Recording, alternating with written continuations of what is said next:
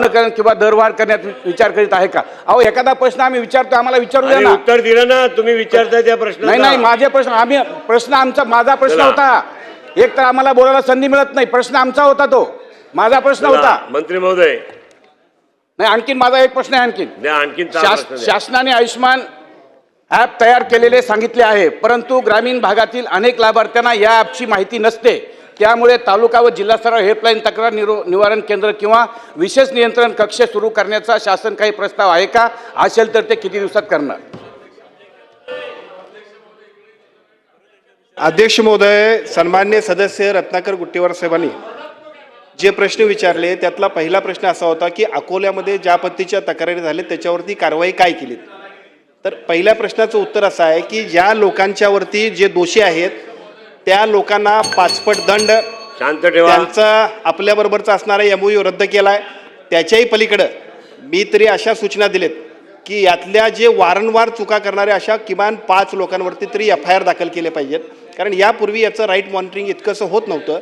आता ही योजना इतक्या प्रभावीपणाने जेव्हा आपण राबवतो तेव्हा अशा चुकीच्या लोकांना आमच्याबरोबर घ्यायची काही गरजच नाही. त्यामुळे यातल्या काही जे चुकीचे लोक असतील त्यांच्यावरती आपल्या यंत्रणेच्या माध्यमातून FIR सुद्धा आपण दाखल करतोय की ज्याचा एक चांगला मेसेज जाईल की चुकीचं काम इथं आपण सहन करणार नाही.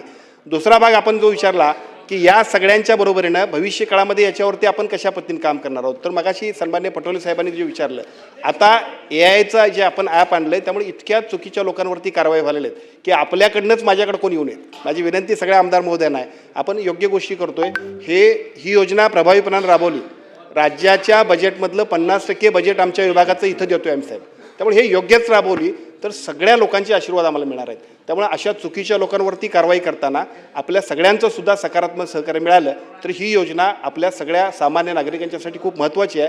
त्यासाठी आपण सगळ्यांनी ती मीटिंग जी आपण म्हटलं पालकमंत्र्यांच्या अध्यक्षतेखाली मीच कमिटी केली, त्याला माझा उद्देश असा आहे की त्यामध्ये आमचा डिस्ट्रिक्ट कोऑर्डिनेटर हा सगळ्या आमदार महोदयांना भेटला पाहिजे, योजना त्यानं समजून सांगितली पाहिजे, तुमच्या सूचना घेतल्या पाहिजेत.